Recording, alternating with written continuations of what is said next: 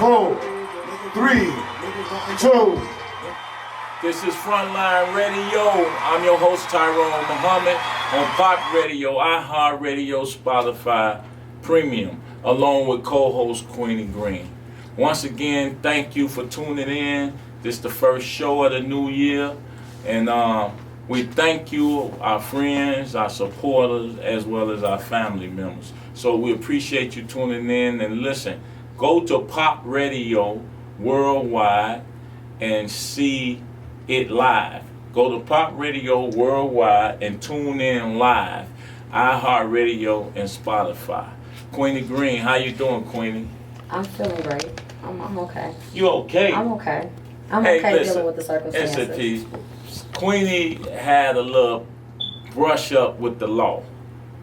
I want her to tell us a little bit about that because, as you know, this being the front line, and that to me is an issue dealing with the police in our community and how that looks and how we interact with the law enforcement and how they interact with us. So Queenie, what happened? You got this armband. She had her leg or feet wrapped up. I don't know all that happened, but Queenie went through it. What happened, Queenie? So starting off, Happy New Year, everyone. I hope you guys are having a blessed few days. The first week, few days of the year. So I am currently bandaged by my wrist. My foot is bandaged, and I can't show you all of that, but I am also in a back brace. So New Year's Eve, some friends of mine were having a New Year's Eve party, and shout out to my supporters, all my friends. Well, one thing I can say is everybody is like treating me like a little baby right now. So shout out to everybody that's trying to give me rides everywhere. Shout out to everybody that's helping. But I went to get my hair done and get everything done for New Year's to enjoy myself for New Year's with my friends. And being the person that I am, it was cold outside. My friend didn't have a vehicle to get to the store, so I said, I'll take you real quick. So we went up to the Walgreens on 71st and Jeffrey. Now, my friend just recently had gallbladder surgery, which is an extreme surgery on his stomach. Yeah. And so everybody was, getting ready for the New Year thing. So his girlfriend was at home cooking and getting the house ready. So he needed to run to the ATM to get money, just to finish up what they were doing. So I pulled up. Granted, yes, I did. I pulled up into the handicapped space to let my friend out. Before I could move, my car is in reverse, and before I could move out the space, I had a police car block me into the space from being able to move out. I was on the phone. My phone is on the window, so I was hands free, and because we were all discussing who was coming, what we were doing for New Year's, and I didn't know that they were pulling up to pull behind me. And so, they started walking up to the car, and, I rolled my window down, asked, okay, what's going on? And so I was asked, did I have license and insurance? I was looking for my license, and in my wallet, I have a lot of cards. I got a lot of cards.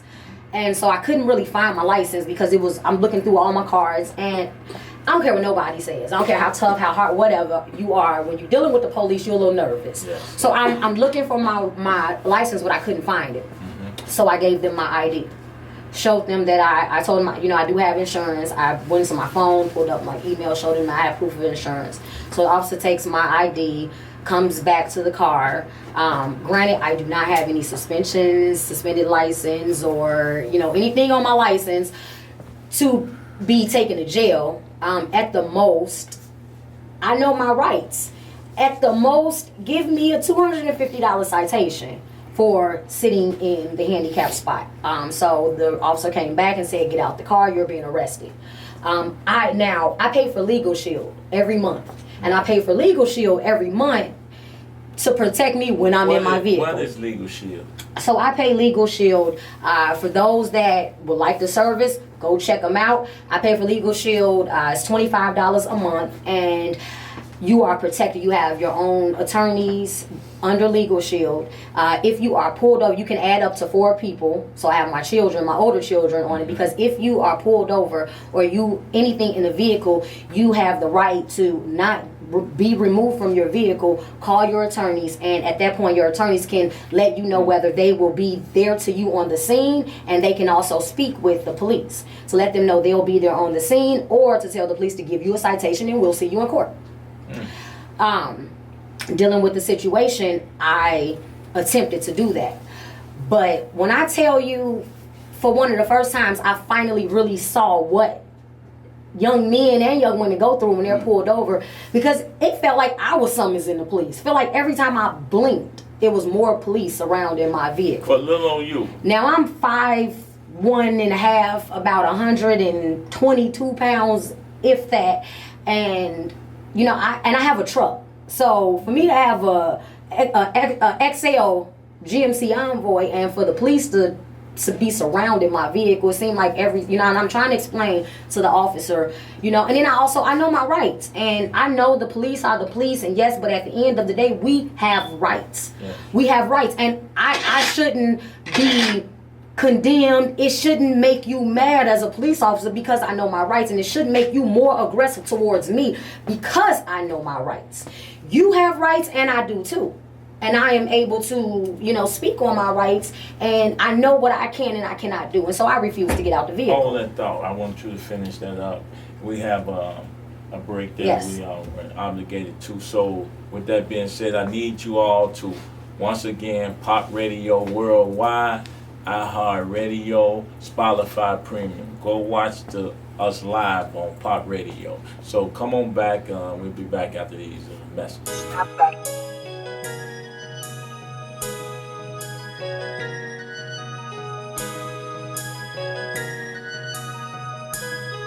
Welcome back to the Frontline show. When we left, Queenie was telling us about her incident with the police, so I would like her to continue that. So please, Queenie. All right. Welcome back to the show. Make sure you check us out everywhere. Check us out on Instagram as well. Check us out on Facebook. You can check out Tryone Muhammad's Facebook page, my Queenie Greene page, Tryone Muhammad on Instagram, Facebook, and WVOG Media CHI on Instagram for myself. So I believe where I left off was the commotion of the police trying to make me get out of the vehicle. And by this point, my friend who I pulled up to let out, he's coming out of the Walgreens, wondering what the hell is going on, because he just walked in and got out the car, walked in, and now he's coming out, and at this point I'm like surrounded, and so he's like, so I'm trying to explain to him what's going on, and then I'm trying to get on the phone to try to get to my attorneys to call them, and then I was on the phone, so I had to try to hang up with the person I was on the phone with. She called, it was just a lot going on, and so ultimately, want to also thank you, shout out to Joe Ali. Joe Ali wound up was walking into the Walgreens and saw everything going on, was able to talk with one of the sergeants and tell the sergeant, like, this woman, it's got to be something else, because this woman, I was a guest on this woman's show. Thank you. He also drove my truck back for me, so thank you. So ultimately, the sergeant then came, and I explained to the sergeant what was going on, and they're basically telling me, you're going to jail. And granted, they asked me why didn't I get out the vehicle, because I had my cell phone in my hand and all this, and I had to be honest. They didn't like my response. None of the officers liked my response, but I had to be honest. No, I will never I had to literally threw the phone in the car as I was getting out, because I'm surrounded. And if you tell me, I know there had to be at least 10 officers around me, and it was more than that. Over a parking space, a handicap. Being in a handicapped space. And I literally was in reverse. They ran your license. They ran my plates when they pulled up on my car. ID, let's just be honest. They know you had valid driver's license. Yes, I showed them and proved that I had valid insurance. Yeah. So now all this is going on. They snatched me. The officer stuck his hand in my window, trying to unlock my door, and he's rolling up and down my windows and all this. It's a lot of commotion going on, because at this point I'm scared. because I see all these police officers all around me. I mean, from my front window, all of my windows, there were police. And I got a truck, so it's like 6 windows from front to back. And so I was snatched out the vehicle, but I still have my seatbelt on. So I'm literally doing stuff legally like I'm supposed to. I'm through all the commotion. I'm sitting in my seatbelt. So then the sergeant, officer, whatever, reached in to take me out of my seatbelt. They snatched me out the vehicle. They handcuffed me and they put me in a paddy wagon by myself. I don't know why, with all of those police officers that were surrounding, why was I put into a paddy wagon? If that, a paddy wagon is for, you know, a mob action situation or when you have multiple offenders. And with all of the police around, to throw me into a paddy wagon just, to me, was too much. Well, they put me into the paddy wagon and they did not seatbelt me. And I kept explaining. At one point, I kicked the window. Yes, I did. They want to say, you kicked the window. Yes, I did. Because I'm trying to scream to the police, you did not seatbelt me. I'm knocking on the window. I can hear them laughing and talking. So I don't know if you can hear me or not, but I'm trying to let them know before they pulled off, I'm not seatbelted. And I'm in handcuffs. So I could hear, granted, I don't know what they were laughing at. Whether they were laughing at me or whether they were laughing at something else, but I could hear it. They hit the gas and I went flying.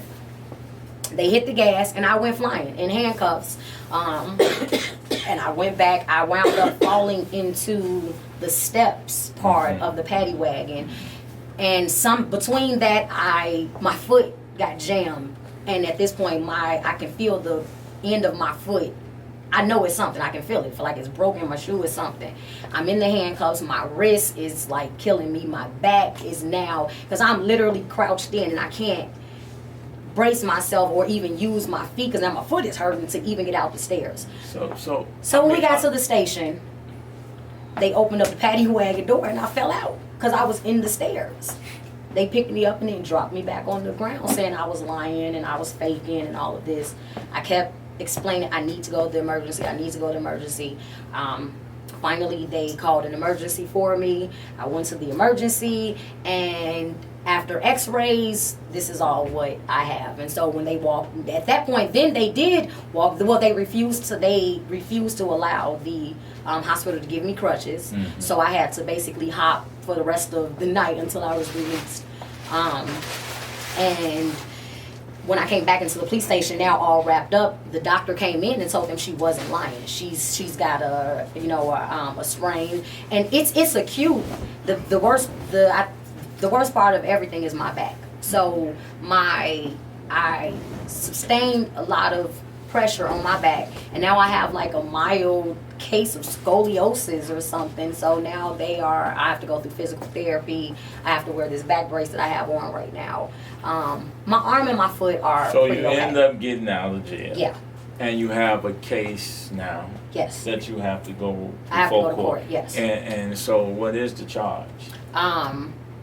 They gave me the handicap ticket that they could have gave me from the beginning. So you have no disorderly conduct? They gave me an obstruction of justice. Obstruction of justice, yes. Now the officer that actually pulled me out of the vehicle, so is afterwards, I guess they found out what I do. What was the justice? What was the justice part that you obstructed? That I didn't produce my driver's license. That's obstructed. They failed to produce my driver's license. You produced your ID though, right? And then yes, my ID. But then when I got back to the station, they did extensive checking. I actually had my driver's license on me the entire time.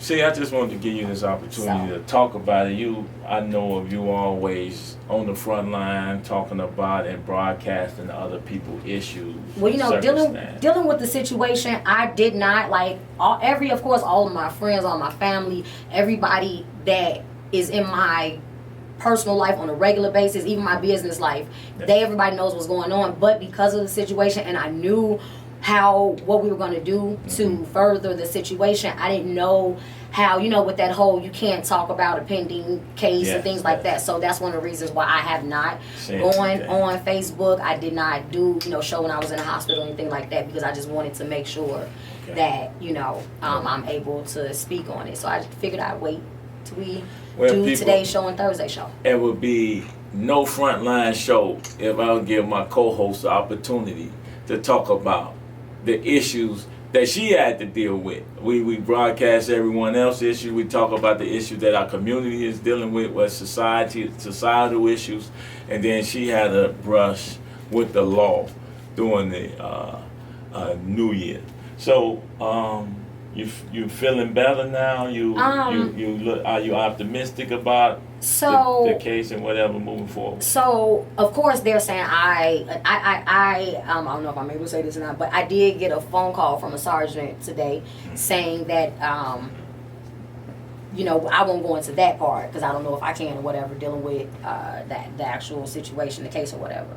But I am being contacted by them, basically saying that I initiated the situation and things like that. I didn't respond to them because I just, you know, of course I don't want. So of course they're saying that I initiated the situation. They're, you know, saying that I kicked the window, so I, you know, did it to myself or whatever. I do know that if there are cameras in the police station, like it should be, there should be enough footage to show that I was told by another sergeant that they did see all of the videos. So if there was an issue with videos not being found, they should be able to find the video in the police station saying that she did, because one of the sergeants asked me, you know, why you didn't get out. I saw the videos. Why didn't you just get out the car? Because I have rights, and I pay for a service to make sure I'm protected when I'm in my vehicle, you know, and but that's not normal. Really. You know, and I didn't want to get out the car with my cell phone. I think it's normal Cornbread Earl in me. I mean, he'll say I got a shiny object in my hand and then it's 16 shots. I'm not crazy. Well, they'll shoot you 16 shots in the car. So it's not necessarily about the believing you got an object or not. It's just that rights, we have rights. We do have rights. We don't necessarily have to get out the car. We get out the car, I think, a lot of time because we don't understand our rights and because of fear. Yes. And it's, you know, we know that this is going on, but at the end of the day, I mean, it's experiencing this. I see it, you know, we see it with all the different situations on TV, we see it on case, and then actually experiencing it, you just don't understand how fast it goes, all of everything that's going on with it. You can't explain everything when it's happening. Nobody, I don't care, nobody should be scared to move. Nobody should be scared to move. I mean, you know, and that's pretty much what we're dealing with. We can't ride without being scared, and that's just a problem. Well, listen, you're fortunate. You do have a platform to talk about your stuff. Yes. Everyone don't, and it's probably go on all throughout the city. So with that being said, listen, come on back after these break. You're watching, you're tuned in to Frontline, Pop Radio, iHeartRadio, Spotify Premium. Come on back.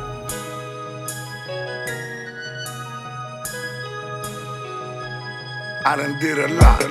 You ain't did shit at all. Whipping up a pop. Welcome back to Frontline Radio. I'm Tryone Muhhammad. This is Queenie. And I thank you all for tuning in. And I pray that you all have a blessed year as well. I hope you're getting it off to a great start. Queenie, the new year. What's your hopes? What is it that you see as a primary issue for us as a community of people, and just to establish ourselves this year as a community? What do you see, like one thing that you see?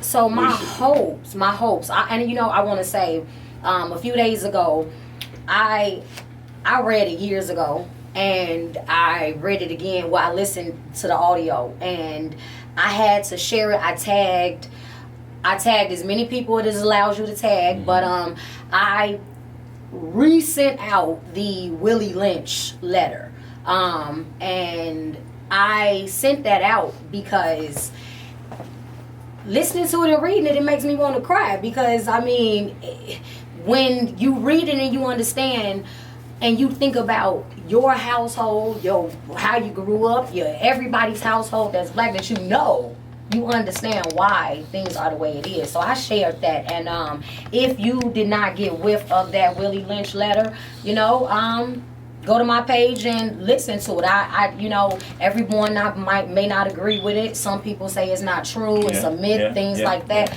Yeah. But just take it. It's a lot that makes sense with it. So just take us some time. But it's a lot that makes sense. And it's symbolism in substance. So I would hope that for 2020, our people are tired of living brainwashed, living in fear that we can't move, that we don't have any rights. I would hope that changes.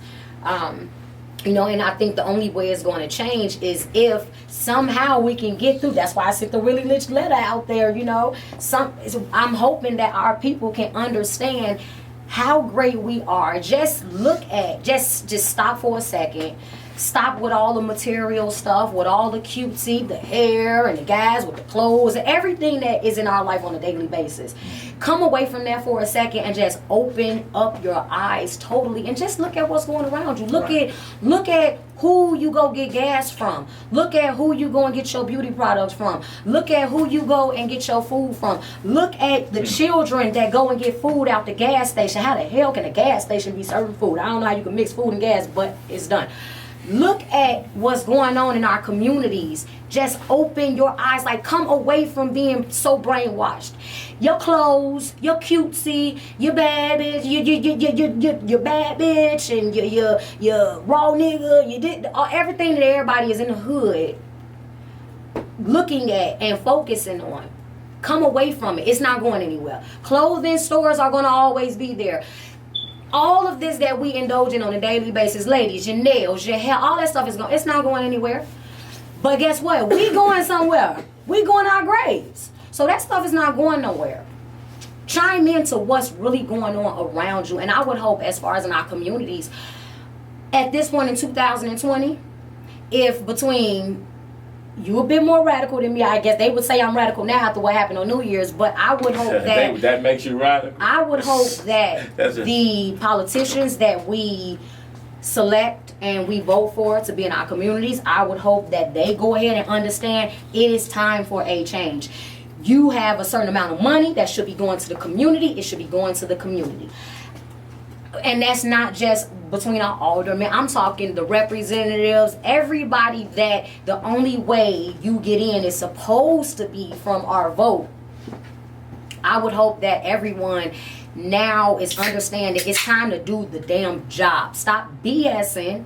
Do your job. And with the community, you have to do your job. Start holding these people accountable. Start making these phone calls. What's going on in your neighborhood? Start going up to City Hall. It shouldn't take Tyrone to go to City Hall and get put out to talk about what's going on in communities that he don't even live in. We need to come together because the only way it's going to get better is if we do it for ourselves. That's all I got. Great. No, go ahead, man. You should feel that way. And that's why I asked you. That's one of the main points that I would like to talk about, just galvanizing the masses to understand that. Census, too. Yeah, the census is how we, quote unquote, to get our money for resources for the communities to operate, right? Based on the numbers. But it doesn't matter. It seems that it doesn't matter if we even follow proper census. The resources are not trickling down into the community. So what, we're going to get more money to do what? Give it to someone else to steal? But with that being said, just the masses, you mentioned voting.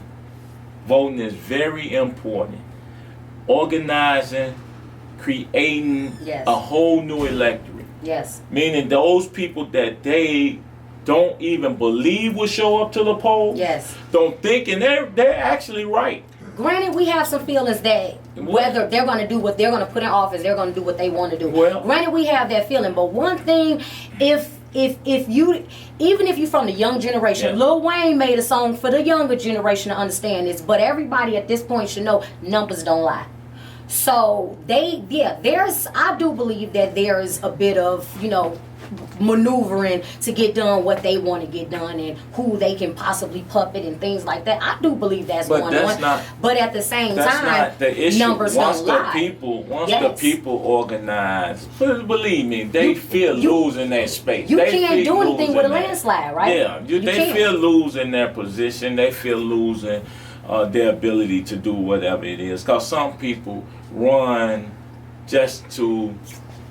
It gives them some type of feeling, I guess, to be a legislator or a politician. But there are actually those out there that I'm starting to see as a result of doing this work, this outreach, this, just being out here and about for the people. There are actually certain politicians who really would like to do great work for the community. Yes. But because of these blocks the system, it sucks them in to a base or a standard of operation where it don't even look like nothing is being moved. And some of them are fearful for their positions because if they go beyond, bigger points, if they go beyond what is being constructed around them, they may lose their seat if they don't play ball with a lot of the things that's going on. So not only because I know a couple, I've spoke to a couple that's like, it is a very slippery slope when you're dealing with that situation because of course in order, and I definitely believe it, I'm not a politician, but I can only imagine that if you would like to change some things and you want to do some things, I would think you probably do have to kind of maneuver in a certain way and play ball with a certain way, because if your seat is taken, then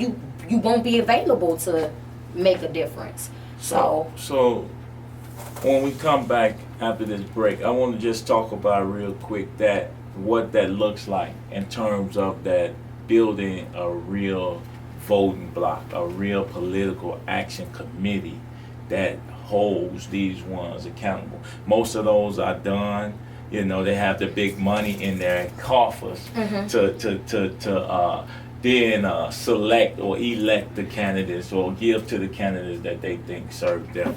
So people, remember, why don't you, when we come back, why don't you give us an ideal picture of what, so if they don't have it now and they don't know what they should be, give us an ideal picture of what a good alderman for the community looks like. All right, take us out. All right, this is Frontline Radio, Pop Radio Worldwide, Spotify Premium, iHeartRadio. Come back with us every Tuesday from 7 to 8. I'm your co-host, Queenie Greene.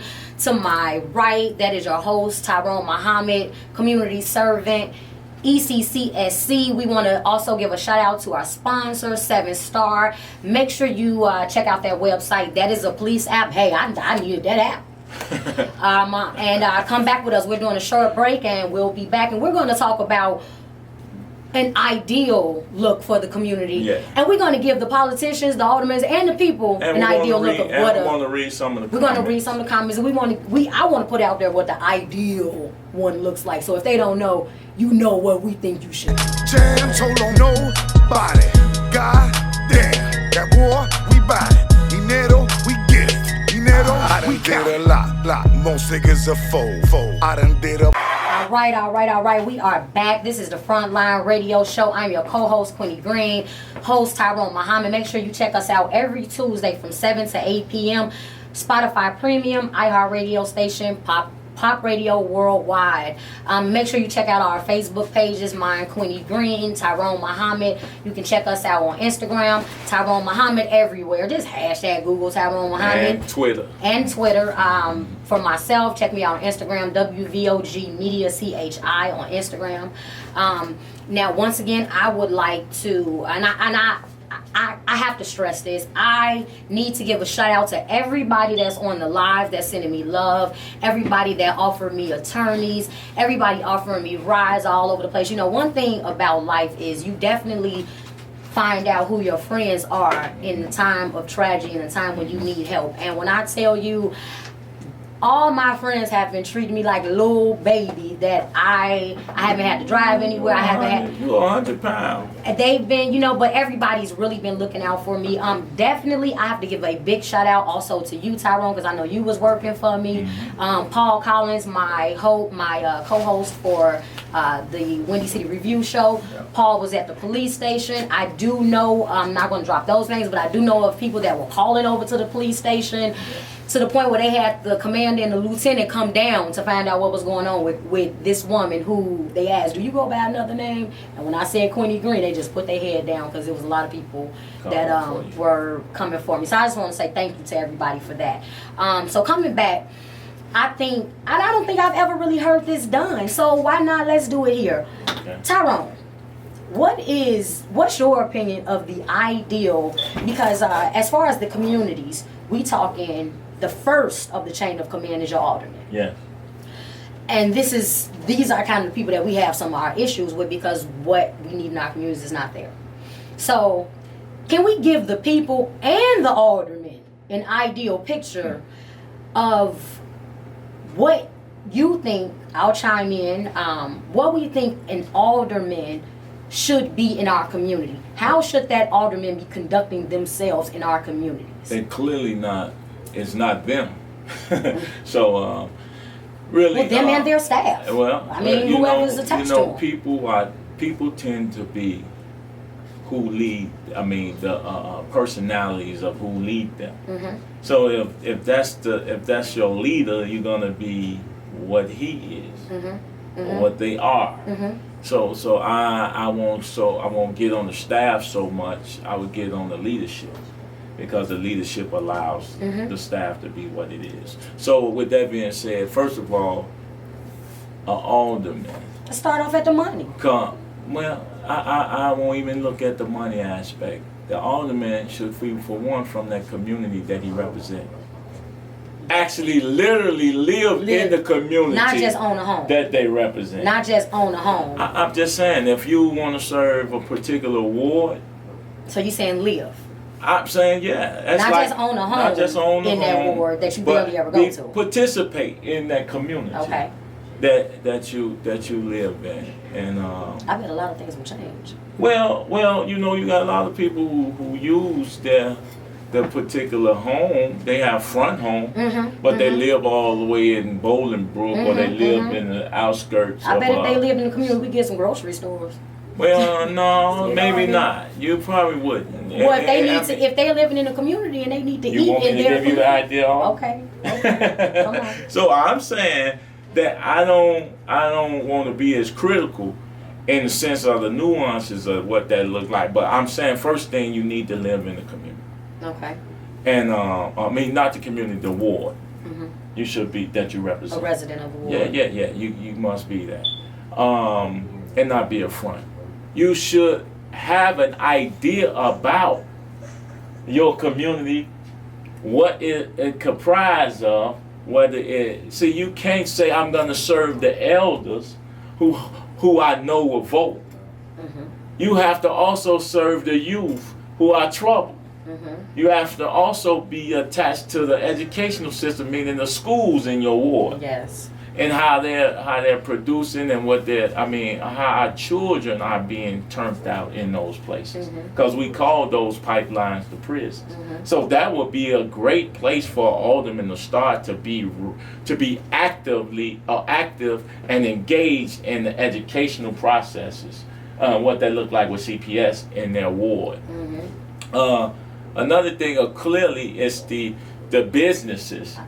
Be in line, be in tune with the types of businesses what are they selling to our kids? Or who, before you get to what they selling to your kids, as an alderman, I'm practicing ownership of the community. Yes. So the residents should own the businesses in those communities. They should look like, so I would be very skeptical of supporting and giving out. I would seek after the community people that can co-op and build business and opportunities in those wards. Not just take away revenue. Not just take away revenue, because we need that dollar to circulate in order for the ward or the communities in those wards to grow and be powerful. The dollar must circulate. We could probably talk about this subject a whole show. Yes. I'm just saying, and how I feel about what a representative look like. A representative in the community gonna look like me. But that's the problem. I feel this way about all those things I just said to you, but there are barriers even in play for people like myself not to be able to run. Of course. I can't run for a local alderman position, automatic spot, because I'm an ex-felon. But I can run for congressman. I can run for state rep. I can even run for the governor, and I can even run for the president of the United States, but can't run for a local spot in Chicago. What that tell you about that space? Absolutely no sense. What do that tell you about that position where all politics is local? Those businesses, and when you see people have licenses to have 3 liquor stores on one block, all the men of the past have allowed that. They allowed that for our community. I know. I keep saying I would like to know, and my alderman is Anthony Bill. I'm just going to that's my alderman, and I would like to know why the liquor stores open before the school opens. These are things that I go. I move around because this is my neighborhood, it's my community. So I move around and I just want to see, what's going on.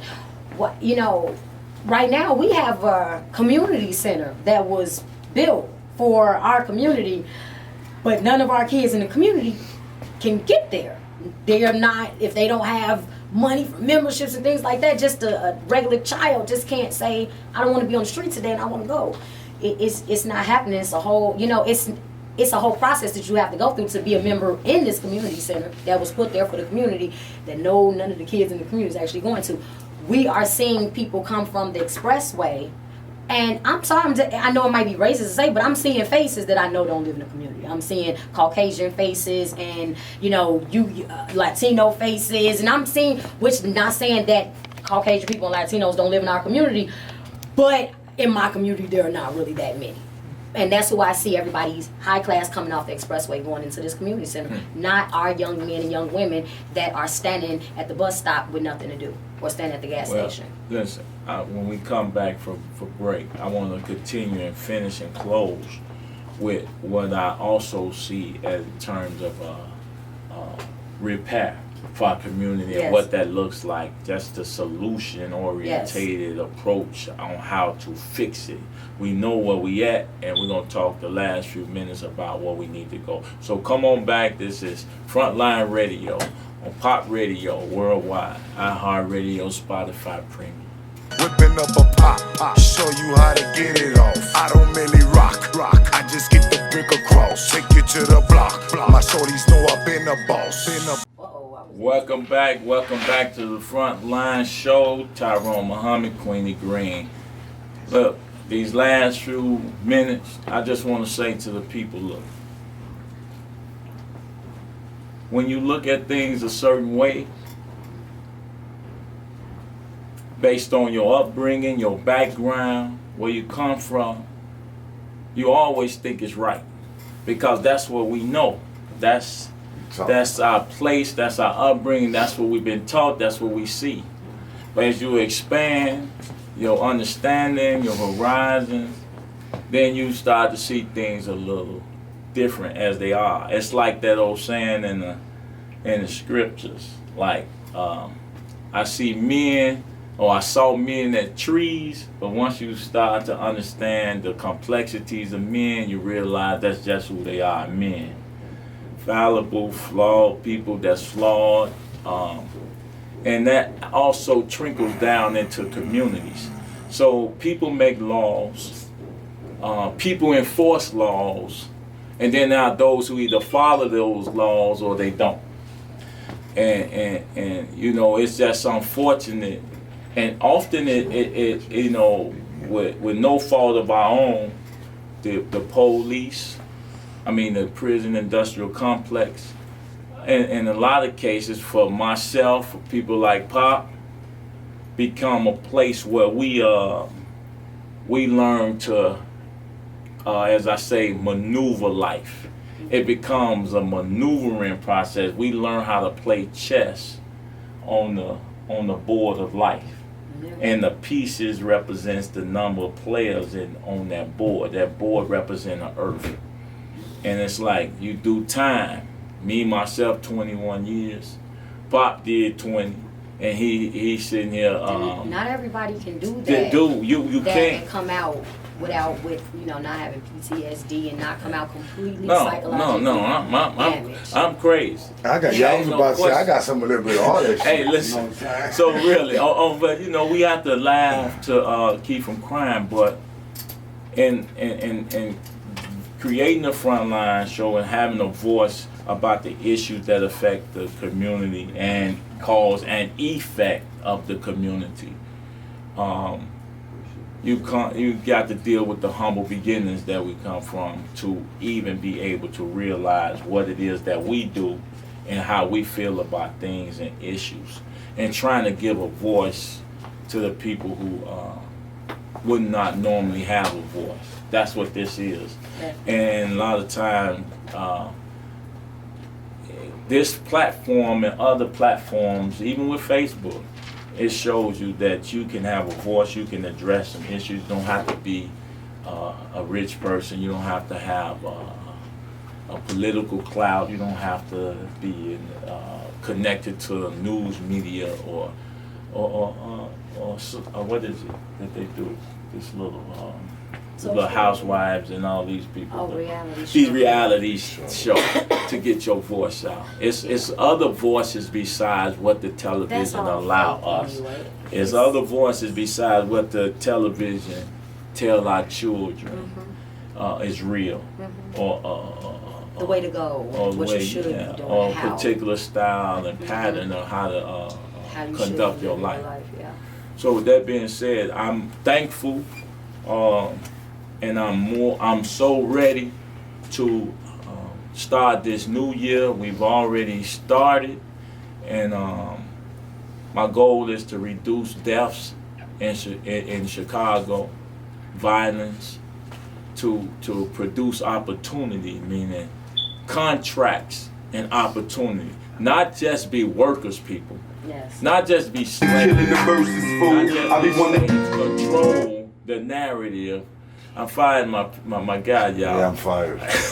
So, but really, control the resources that's coming through our communities, so that those resources can serve the community. Meaning that when I grew up, we had park districts, we had after school programs, we even had summer jobs, and this, my friends, people, is a part of the problem. Our children have no positive outlets. I won't say no, I would say not many positive outlets to exercise that energy, their creative power.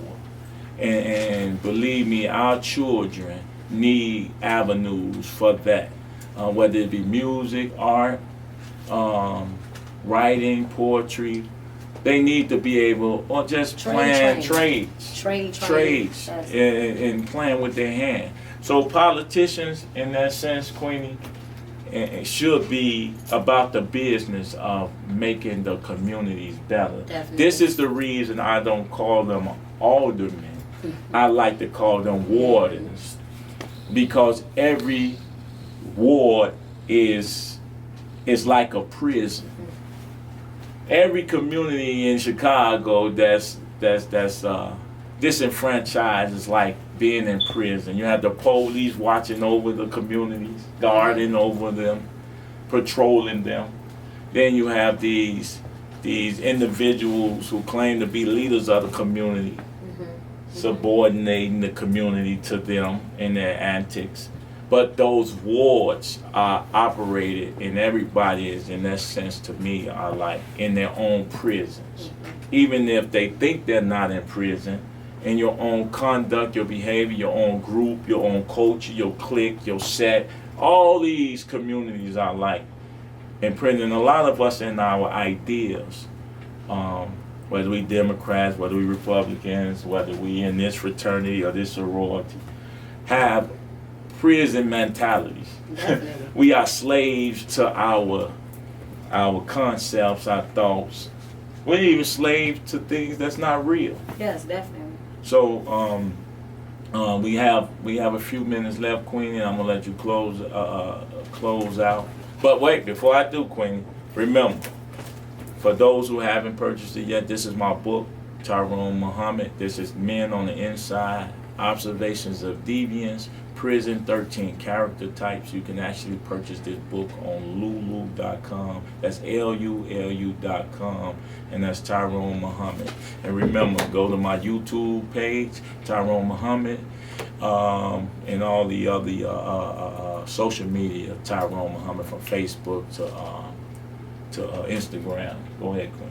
I just want to say to the community, you know, sometimes there are people that feel like, you know, they don't have any money, or they don't have the resources, they don't have anything to assist with, and that stops a lot of assistance. You know, that stops people from actually coming out of their homes because they don't think that they can help. And I just want to say, you know, I just got a text message from a young man who he just did his own little logo. Right now, he's texting me, and he's so excited about he's doing his. Now, I made his. He did a flyer. He needed a flyer for it. He's a little rapper. He's doing a show. I made him a flyer, and he's messing around with some stuff and did his own logo. Now he's just like blowing me up on how excited he is, and I'm bringing that out there because if you don't feel like, if you sitting at home and you don't feel like, you know, I'm not rich, I don't know politicians, I don't know people, I don't know business owners, I don't have any money, it's nothing I can do. Take some time to sit back and think of when you were young, the dreams that you had. Right. I know everybody that's probably sitting in this room, at some point you had that conversation of what did you want to be when you grew up. 90% of us is not that, but at some point you did as a child have dreams about doing, and you knew at that point what you like to do, and we had those dreams. If you don't feel like you can assist, just think about. And we got a brother that comes straight from prison. You know, talking about iHeartRadio, having his own radio. Right. Think about radio worldwide, people. Think about if you had people around you, or people that weren't your family, people that were your neighbors, people in the community that cared about what you wanted to be when you grew up, and they actually assisted you with that. You might not be sitting on the couch with nothing to do. If there were people that assisted you with your dreams, you may be doing your dreams, doing your dreams right now. So I just kind of want to throw that out there. If you don't think that you can assist the community, you actually can, and you can by just caring, giving these kids something, because it's a lot of potential in our neighborhoods, and their wings are cut because they don't have the resources or anybody telling them the potential that they have inside of them. We just keep telling them that they little idiots or little whatever's on the block, and they're not all that. Okay. They don't have anything else. So you can help. Everybody can help. No matter how little you think it is, you can help. That being said, please make sure you check us out every Tuesday from 7 to 8 p.m. This is the Frontline Radio Show. I am your co-host, Queenie Greene, host Tryone Muhhammad. This is Pop Radio Worldwide, Spotify Premium, iHeartRadio. Yo, this is the Frontline Show. We're talking about everything possibly that we can think to talk about that's going to better these communities. We're not activists. We're community servants. Hey, that's right. So this is powered. This is powered by ECCSC. We have to give a shout out to our sponsors, 7 Star Radio. Make sure you check us out: Instagram, Facebook, Twitter, YouTube.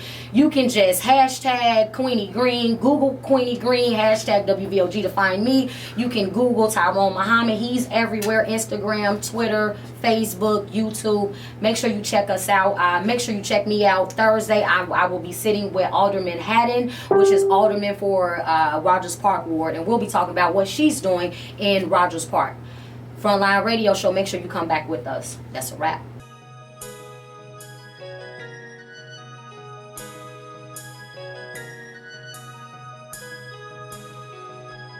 I done did a lot. You ain't did shit at all. Whipping up a pop.